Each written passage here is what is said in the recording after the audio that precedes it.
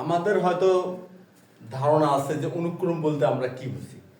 অনুক্রম অর্থাৎ অনুরূপ ক্রম। বিষয়টা কি? বিষয়টা হচ্ছে এমন, যদি এমন হয় যে 3 4 5 6 3 4 5 6 কিংবা 2 4 8 16। আচ্ছা, এখন অনুক্রম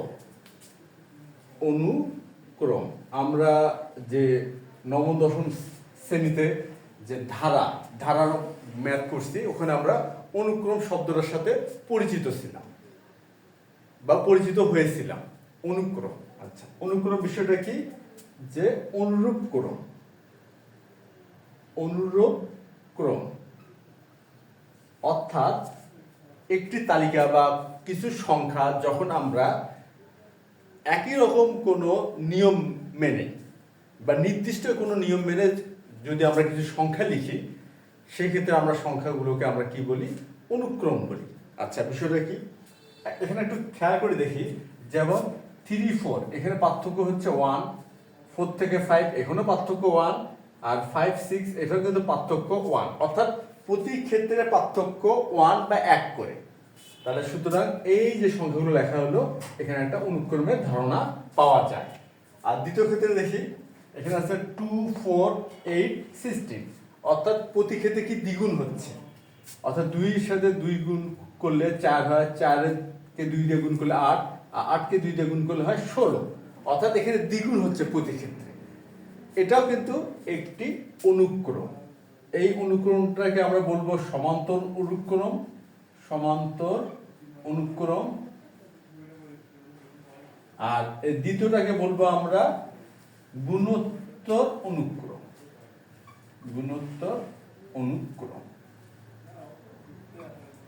আর সমান্তর অনুক্রমের যে বিষয়টা বা সম্পর্কটি, সেটা কি? সেটা হচ্ছে এই দ্বিতীয় পদ বা দ্বিতীয় সংখ্যা থেকে প্রথম সংখ্যার পার্থক্য আর তৃতীয় সংখ্যা থেকে দ্বিতীয় সংখ্যার পার্থক্য সমান হয়। অর্থাৎ বিষয়টা কি হয়? যে দ্বিতীয় পদ বিয়োগ প্রথম পদ ইকুয়াল তৃতীয় পদ বিয়োগ দ্বিতীয় পদ। এইটা হচ্ছে একটা সমান্তর অনুক্রমের সম্পর্ক বলতে পারবো। সমান্তর অনুক্রম, বা অন্যভাবে বলা যেতে পারে যে পরপর দুটি সংখ্যা বা পদের পার্থক্য একই বা সমান।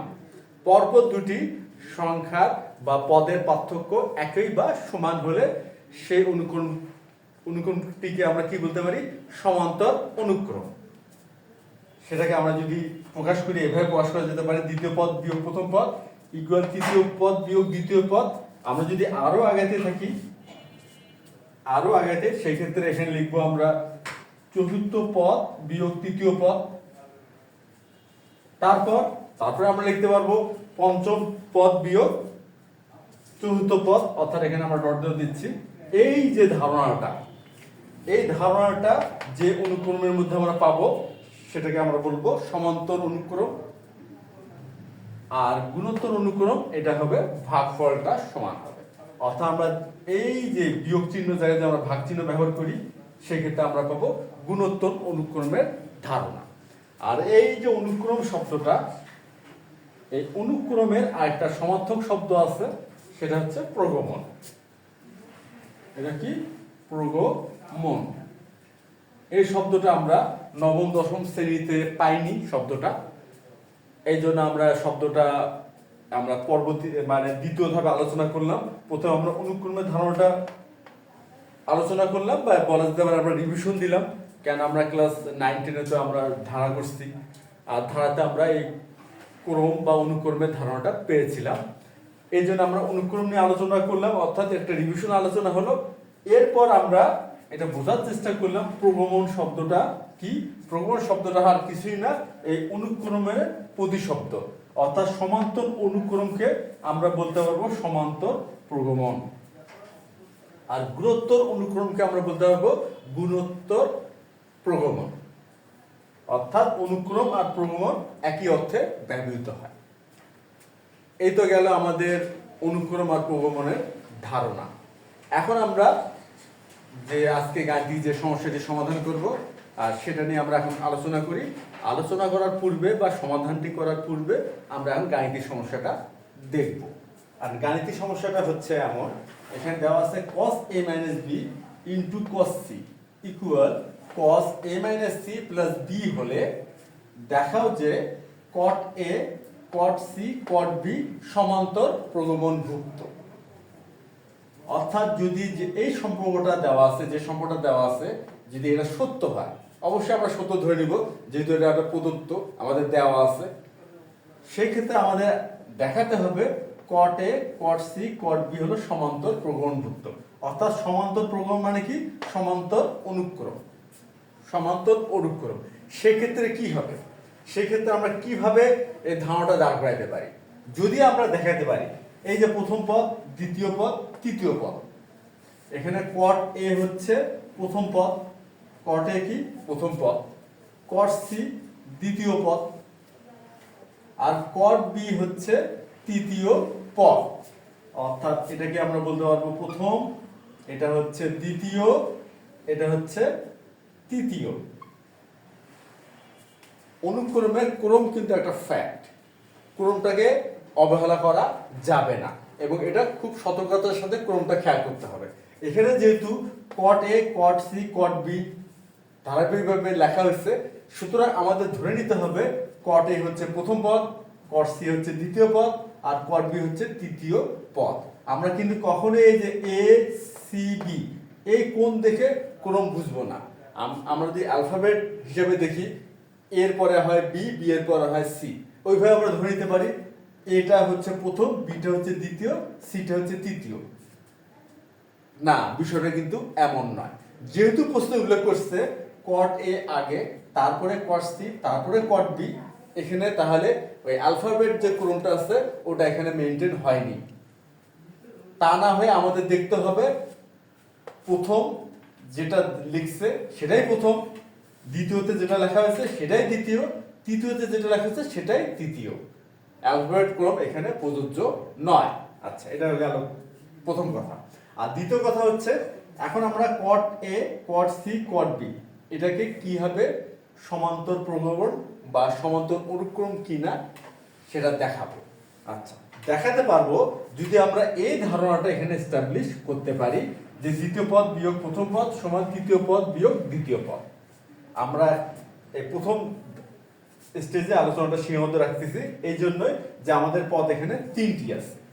তাহলে কি হচ্ছে দ্বিতীয় পদ বিয়োগ প্রথম পদ, আর দ্বিতীয় পদ কোনটি? এখানে cot c, তাহলে আমরা cot c লিখি, cot c বিয়োগ এখানে আছে প্রথম পদ, প্রথম পদ কি? cot a, তাহলে cot a লিখলাম, সমান এখানে আছে তৃতীয় পদ, তৃতীয় পদ হচ্ছে কি? cot b,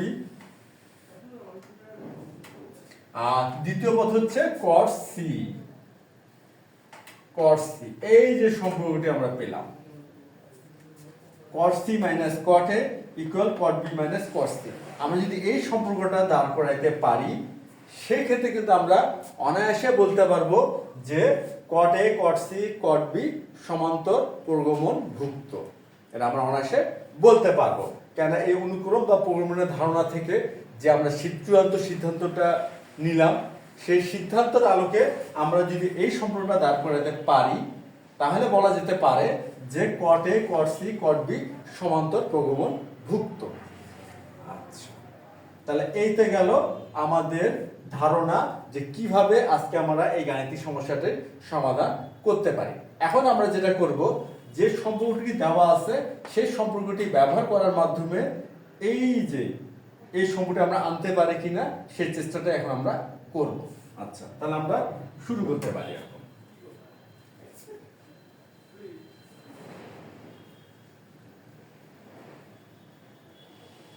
আর এই যে সম্পর্কটি আমরা এখানে লিখে রাখতে পারি পরবর্তীতে সুবিধার জন্য cot c minus cot a equal হচ্ছে cot b minus cot c। এই সম্পর্কটা আনতে পারলে আমরা বলতে পারবো এই cot a cot c cot b সমান্তর প্রগমনভুক্ত। এটা হচ্ছে আমাদের আলোচনার চূড়ান্ত সিদ্ধান্ত বলা যেতে পারে। এখন আমরা এই ধারণাটা এখানে ব্যবহার করার চেষ্টা করি। তাহলে হচ্ছে সমাধান এখানে কি দেওয়া আছে? দেওয়া আছে হচ্ছে cos a minus b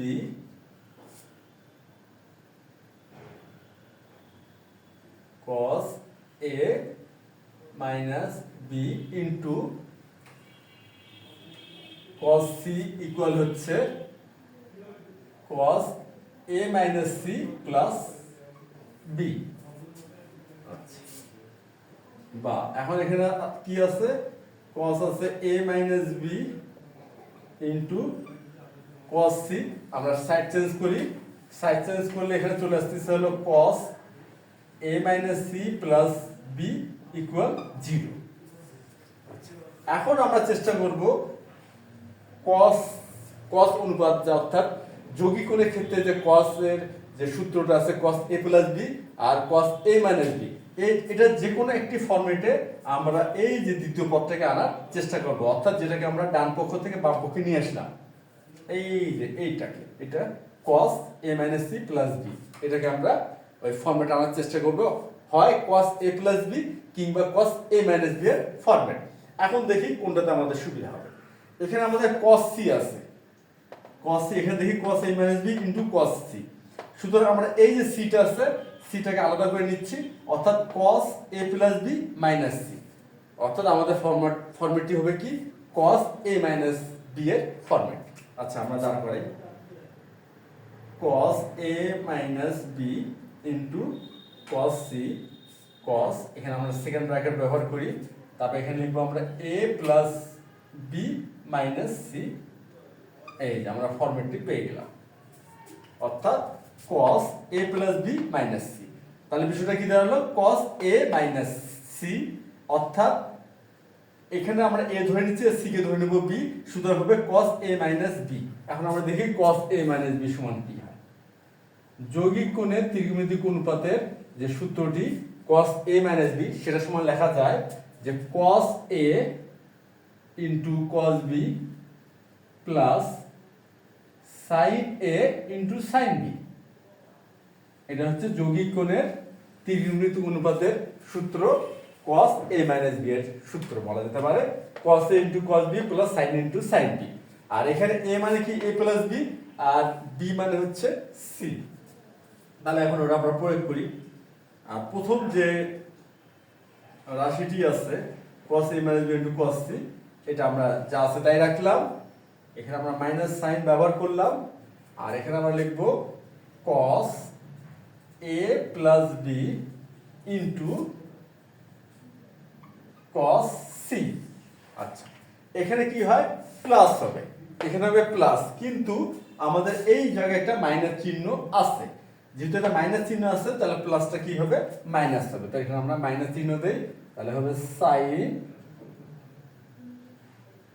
a plus b into sin c equal 0। আমরা cos a minus b এর সূত্রটা এখানে ব্যবহার করলাম।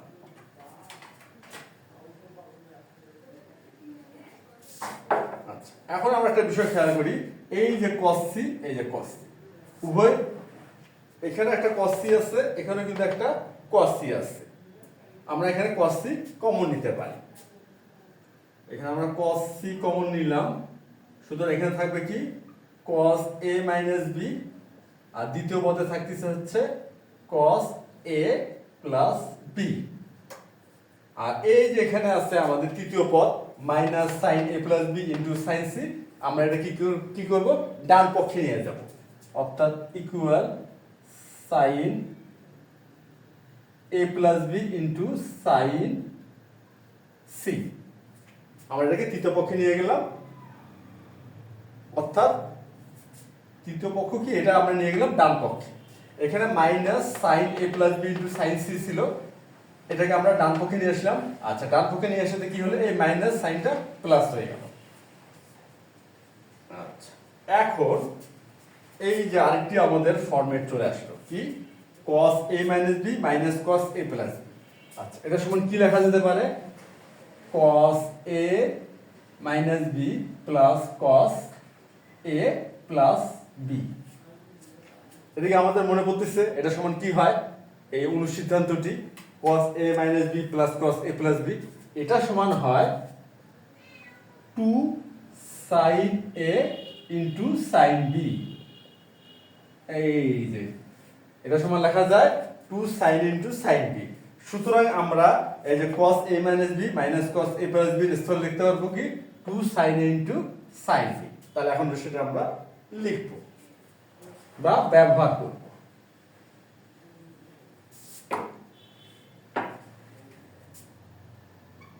বা এখানে আমাদের cos c থাকলো, cos c ইন্টু, আর এখানে আমরা লিখব 2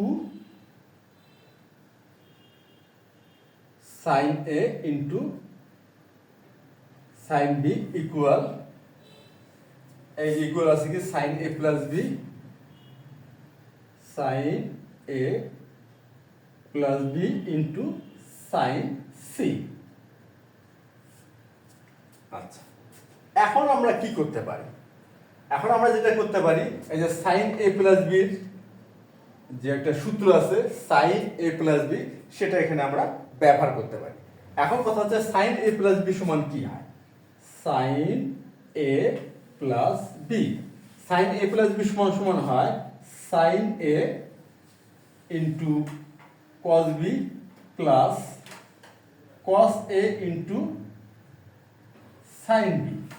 sin a প্লাস b এর যে ত্রিকোণমিতিক সূত্র বা যৌগিক কোণের ত্রিকোণমিতিক অনুপাতের সূত্র, যেটা কিনা লেখা যায় sin a into cos b plus cos a into sin b, সেটা আমরা এই ক্ষেত্রে প্রয়োগ করতে পারি। করতে পারি নয়, বিষয়টা আমরা করব, কারণ এখানে আমরা sin a প্লাস b সূত্রটা পেয়ে গেছি, আমরা sin a প্লাস b এর স্থলে sin a প্লাস b সূত্রটা ব্যবহার করব। আচ্ছা, এখন যদি আমরা ব্যবহার করি সেক্ষেত্রে এখানে কি হচ্ছে, এখানে হচ্ছে sin a into cos b plus cos a into sin b, আর ইন্টু থাকবে কি sin c, আর বাম পক্ষে যা আছে আমরা তাই রাখলাম। আচ্ছা, এখন আমরা যে ডান পক্ষে যে কাজটা করব, এখানে গুণ করে দিব, sin c দিয়ে আমরা এটাকে গুণ করব। গুণ করলে হচ্ছে sin a into cos b into হলো sin c প্লাস এখানে হবে cos a into sin b into sin c। আমরা ডান পক্ষে কি করলাম, sin c দিয়ে গুণ করলাম, আর গুণ করাতে আমরা পেলাম কি sin a into cos b into sin c plus cos a into sin b into sin c। আচ্ছা, এখন আমরা কি করতে পারি? এখন আমরা যে কাজটা করব সেটা হচ্ছে উভয় পক্ষকে sin a sin b এবং sin c দ্বারা গুণ করব, অর্থাৎ sin a into sin b into sin c। এটি দ্বারা কি করব, উভয় পক্ষকে আমরা গুণ করব, সরি গুণ না, উভয় পক্ষকে আমরা ভাগ করব। গুণ ভুল বলা হলো, এটা করতে হবে ভাগ। আচ্ছা, ভাগ করলে কি সুবিধা? ভাগ করলে আমরা এই cot a cot c cot b এই অনুপাতটা আনতে পারবো। এখানে আমাদের cos c আছে, এখানে কি আছে cos c আছে, সুতরাং আমরা যদি sin a into sin b into sin c দ্বারা ভাগ করি, এই যে sin a sin b ভাগ হয়ে 1 হয়ে যাবে, তাহলে cos c ভাগ sin c হয়ে যাবে cot c। আর আমাদের ডান পক্ষ ঠিক তাই, এখানে sin a into sin c আছে, এটা ভাগ হয়ে যাবে cos b ভাগ sin b, তাহলে হবে cot b। অনুরূপভাবে এখানে sin b sin c ভাগ হয়ে যাবে, থাকবে আমাদের কি sin a, তাহলে cos a by sin a হবে cot a। সুতরাং আমরা উভয় পক্ষকে sin a into sin b into sin c দ্বারা ভাগ করব। আচ্ছা,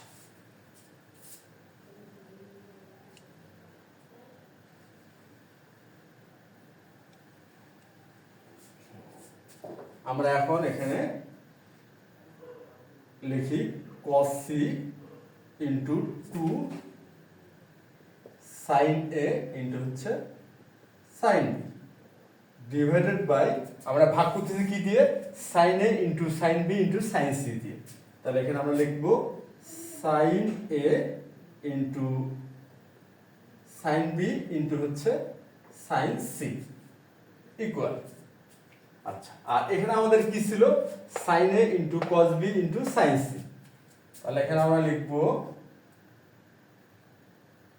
sign A into cos B into হচ্ছে সাইন সি ডিভাইডেড বাই কি হবে?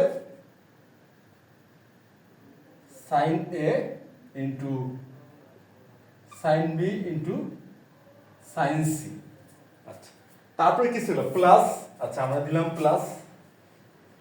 আর এখানে ছিল cos a into sine B into sine C. এখন আমরা লিখি cos a into sine B into হচ্ছে সাইন সি ডিভাইডেড বাই কি?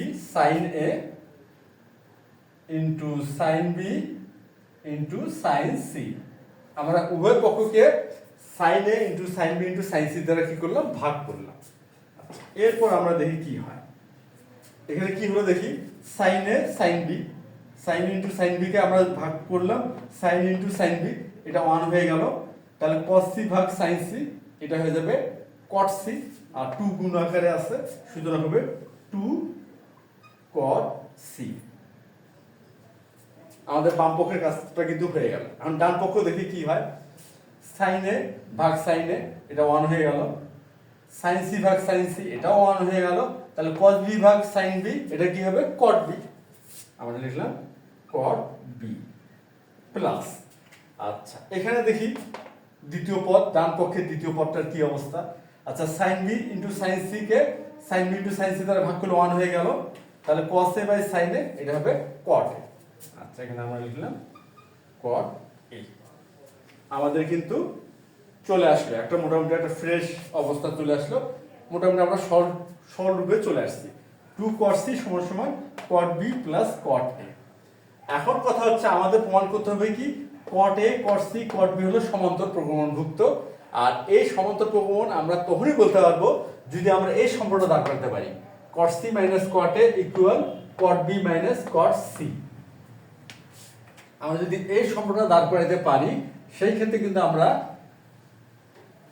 সমান্তর প্রগমন বলতে পারবো। আচ্ছা, আমি খেয়াল করি, আমরা কি চাইলে কি এভাবে লিখতে পারবো? এই যে 2 cot c, এখানে আমরা লিখলাম কি? cot c plus cot c। অবশ্যই লেখা যেতে পারে, কারণ এখানে 2 cot c ছিল, আমরা লিখলাম cot c plus cot c। যোগ করে তো 2 cot c হবে, আর এখানে তো cot b plus cot a আছে, এটা তো লিখবই। তাহলে cot b plus cot a। এখন আমরা দেখি এখানে কি আছে? cot c minus cot a। তাহলে বা cot c, এই cot a কে আমরা বাম পক্ষে নিয়ে আসি, তাহলে হবে মাইনাস cot a ইকুয়াল এই cot b তো এখানে ডান পক্ষে আছে, লিখলাম এই যে cot c plus cot c, এটা ডান পক্ষে নিয়ে গেলে হলো মাইনাস cot c।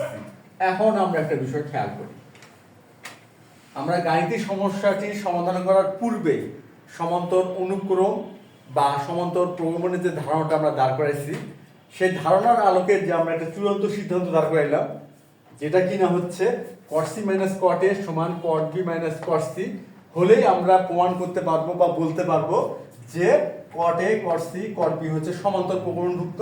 আমরা কিন্তু এই সম্পর্কটা এখানে দাঁড় করাই ফেললাম। খেয়াল করি, cot c minus cot a equal cot b minus cot c।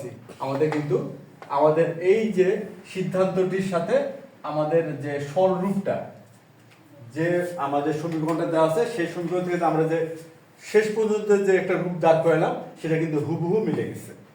সুতরাং কিন্তু আমরা এখন বলতেই পারবো যে cot a cot c R cot b সমান্তর প্রগমনভুক্ত। সুতরাং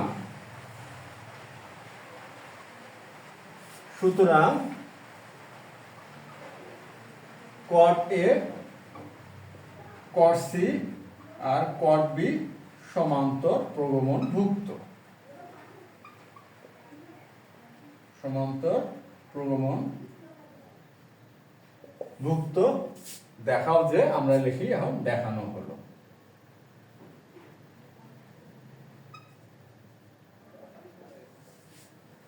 তাহলে আজ এ পর্যন্তই। ধন্যবাদ তোমাদের সবাইকে।